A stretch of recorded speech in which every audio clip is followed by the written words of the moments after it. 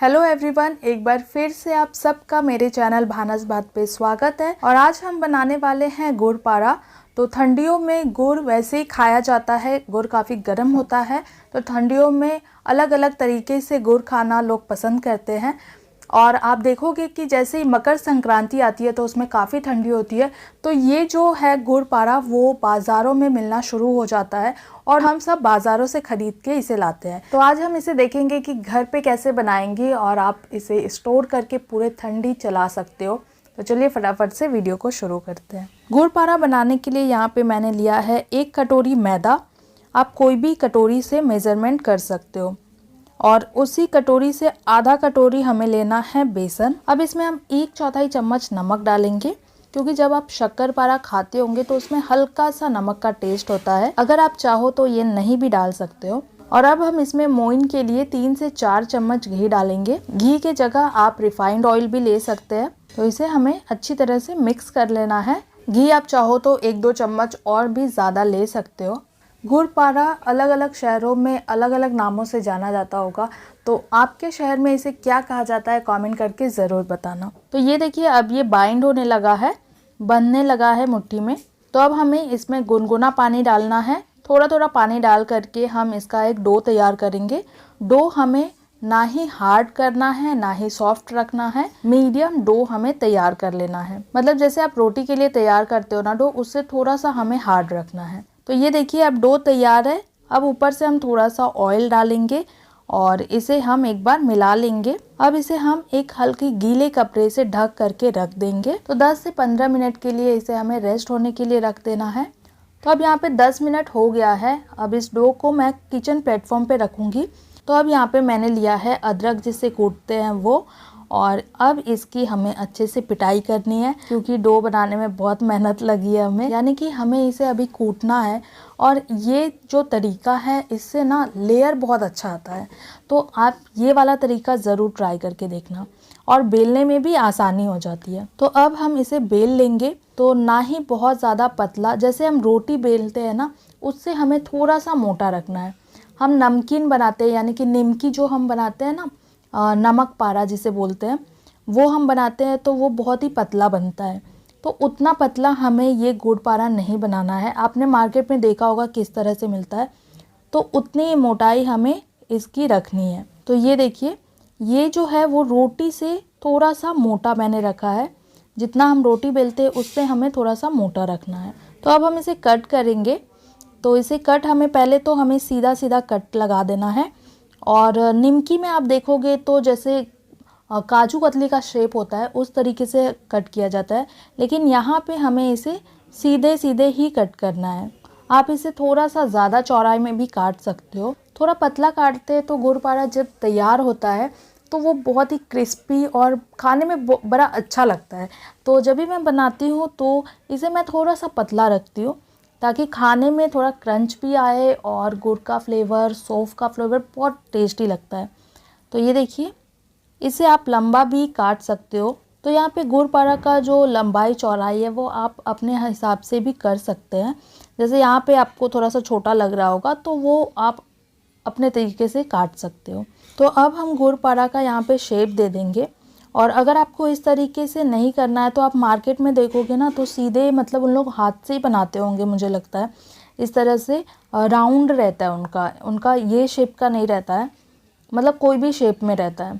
तो वो मुझे लगता है ऐसे हथेली पे सीधा लेके घुमा देते होंगे। तो यहाँ पे मैंने तो स्क्वायर शेप में बनाया है। बस इसे बाद में हल्का सा गुड़ पारा का शेप दे देना है। और इसे आप अपने तरीके से भी थोड़ा कोई भी डिज़ाइन दे सकते हो, शेप दे सकते हो। तो अब इसे फ्राई करने के लिए हम पहले तेल को गरम कर लेते हैं। और तेल को यहाँ पे हम मीडियम फ्लेम पर गरम कर लेंगे। तो यहाँ पे अब तेल गरम हो गया है। अब एक छोटा सा हम टुकड़ा देखते हैं डाल करके कि तेल अच्छे से गरम हुआ है या नहीं। तो ये देखिए, अब आपको बुलबुला दिख रहा होगा। तो तेल यहाँ पे गरम हो गया है। तो अब हमें गैस का फ्लेम मीडियम से लो कर देना है और लो फ्लेम पर ही हमें गुड़ पारे को फ्राई करना है। तो अब इसमें एक बारी में जितना आपको फ्राई करना है उतना हम डालेंगे और इसे हम पहले लो फ्लेम पर ही फ्राई करेंगे। तो पहले तो बिल्कुल भी इसे हमें टच नहीं करना है। तो मैंने इसलिए कढ़ाई को ही थोड़ा हिलाया है, ताकि जो ऊपर चिपका हुआ है वो तेल में चला जाए। तो ये अभी नीचे बैठ गया है तेल के, तो जब ये नीचे से फ्राई होगा तो ये धीरे धीरे तेल के ऊपर आने लगेगा। तो ये देखिए अब ये तेल के ऊपर आ गया है। अब हम गैस का फ्लेम मीडियम कर देंगे और मीडियम फ्लेम पर हमें इसे फ्राई करना है। तो इसे हमें सुनहरा कलर होने तक फ्राई कर लेना है दोनों साइड अच्छी तरह से। तो ये देखिए अब इसका कलर बहुत अच्छा आ गया है। अब इसे हम निकाल लेते हैं, क्योंकि तेल से निकालने के बाद भी इसमें कलर आता है। तो जब हल्का सा सुनहरा कलर हो जाए तभी हमें इसे निकाल देंगे। इसे आप कोई डिब्बे में स्टोर करके बहुत दिनों तक रख सकते हो। तो आप एक ही बार में ज़्यादा मात्रा में बना लेना और पूरे ठंडी भर के लिए आप स्टोर कर लेना। और जो बचा हुआ गुड़ पारा है उसे भी हम इसी तरह से फ्राई कर लेंगे। तो ये देखिए यहाँ पे अब दूसरा बैच भी फ्राई हो गया है, इसे भी हम निकाल लेते हैं। इसमें भी बहुत बढ़िया कलर आ गया है। तो इसे अब हम ठंडा होने के लिए रख देंगे और इसे कोटिंग करने के लिए हमें गुड़ की चाशनी तैयार करनी है। तो वो अब चलिए बनाते हैं। अब एक कटोरी मैंने यहाँ पे गुड़ लिया है। तो गुड़ को मैंने बारीक बारीक काट लिया था ताकि जल्दी पिघल जाए। बड़ा टुकड़ा डालते हैं तो बहुत टाइम लगता है और कई बारी वो ज़्यादा पक जाता है, ओवर कुक हो जाता है। तो इसके लिए जब भी गुड़ ले तो उसे बारीक बारीक काट करके ले। अब इसमें थोड़ा सा हमें 2 से 3 चम्मच पानी डालना है और बस इसे हम मीडियम फ्लेम पर पकाएंगे, मतलब गुड़ को पिघलाना है हमें। तो गुड़ को हमें तब तक पकाना है जब इसमें 1-2 तार बनने लगे। तो मैं आपको दिखाती हूँ कि गुड़ हमें कब तक पकाना है। तो ये देखिए अब इसमें बहुत अच्छा उबाल आ रहा है और इसे हमें हल्का सा गाढ़ा होने तक पकाना है गुड़ को। अब आप मार्केट का जो गुड़ पारा खाते होंगे उसमें आपको सौंफ का भी टेस्ट आता होगा। तो सौंफ के टेस्ट के लिए मैं यहाँ पे सौंफ का पाउडर डाल रही हूँ। आप अक्खा सौंफ भी, मतलब साबुत सौंफ भी डाल सकते हो, या फिर जिनको सौंफ नहीं पसंद है वो मत डालना।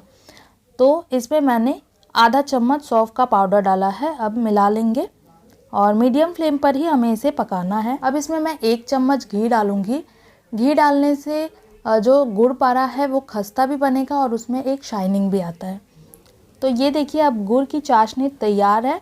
अब ये 1-2 तार की चाशनी तैयार हो गई है, आपको दिख रही होगी, पहले से ये गाढ़ी हो गई है। तो अब हम इसमें जो हमने फ्राई किया है गुड़ पारा वो हम डाल देंगे। और अभी मैंने गैस का फ्लेम लो कर दिया है और लो फ्लेम पर ही गैस अभी मैंने ऑन रखा है। तो अभी मैं 1 मिनट तक इसे ऐसे ही मिलाते रहूँगी गैस ऑन करके ही। लेकिन याद रखना गैस का फ्लेम यहाँ पे मैंने अभी लो पे रखा है। और फिर 1 मिनट के बाद गैस का फ्लेम बंद कर देंगे और बंद करने के बाद भी हमें इसी तरह से मिलाते रहना है लगातार, वरना क्या होगा कि गुड़ जो है वो जम जाएगा एक ही जगह और जितने भी गुड़ पारे हैं वो एक ही जगह चिपक जाएंगे। तो बहुत ही ख़राब लगेगा दिखने में और फिर बिल्कुल मज़ा नहीं आएगा खाने में। तो बीच बीच में इसे हमें इस तरह से हटाते भी रहना है, मतलब एक दूसरे से अलग करते रहना है। ये देखिए इस तरह से, और इसे हम कंटिन्यू चलाते रहेंगे। धीरे धीरे आप देखोगे कि जो गुड़ है वो जमना चालू हो जाएगा, जमने लगेगा धीरे धीरे गुड़ और ये ड्राई होता जाएगा। तो अभी तो आपको गीला दिख रहा होगा, तो टेंशन मत लीजिए, ये धीरे धीरे अपने आप जैसे जैसे ठंडा होगा वैसे वैसे ये जमना स्टार्ट हो जाएगा। तो ये प्रोसेस को करने में 5 से 7 मिनट लग सकता है।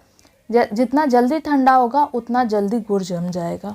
अब इसे मैंने किचन प्लेटफॉर्म पे उतार लिया है और इसे हम मिलाते ही रहेंगे और जो 1-2 चिपका हुआ है उसे भी हम अलग जुदा कर देंगे एकदम से। तो ये देखिए सब गुड़ पारा अच्छे से अलग हो गया है और ये गुड़ भी अच्छे से जम गया है। सारे गुड़ पारे पे अच्छे से कोटिंग आई है, आप देख सकते हो एक एक पे बहुत बढ़िया गुड़ की कोटिंग आई है। तो अब हमें क्या करना है कि इसे हम इसी तरह कुछ देर के लिए छोड़ देंगे ताकि ये पूरी तरीके से ठंडा हो जाए, फिर इसे हम सर्व करेंगे। तो गुड़ पारा हमारा यहाँ पे ठंडा हो गया है, चलिए अभी इसे सर्व करते हैं। और ये बहुत ही बढ़िया लगता है खाने में।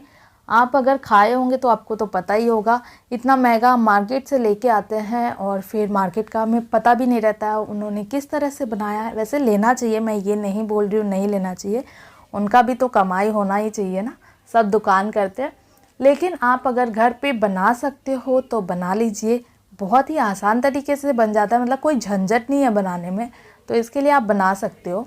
अब इसे आप कोई भी डब्बे में भर करके बस ढक्कन अच्छे से बंद करके रखना, हवा नहीं जाना चाहिए डब्बे में। और बस महीनों तक खाओ, महीनों तक चलेगा भी नहीं, जल्दी ख़त्म हो जाएगा। तो मैंने तो बहुत कम बनाया है। आप ज़्यादा बनाना ताकि मकर संक्रांति आने तक चले, लेकिन वहाँ तक चलेगा नहीं, जल्दी ख़त्म हो जाएगा, क्योंकि ये बहुत अच्छा बना था, बहुत टेस्टी बना था। तो मैं तो इसे दोबारा फिर से बनाऊंगी। तो यहाँ पे अब मैं एक तोड़ के दिखाती हूँ।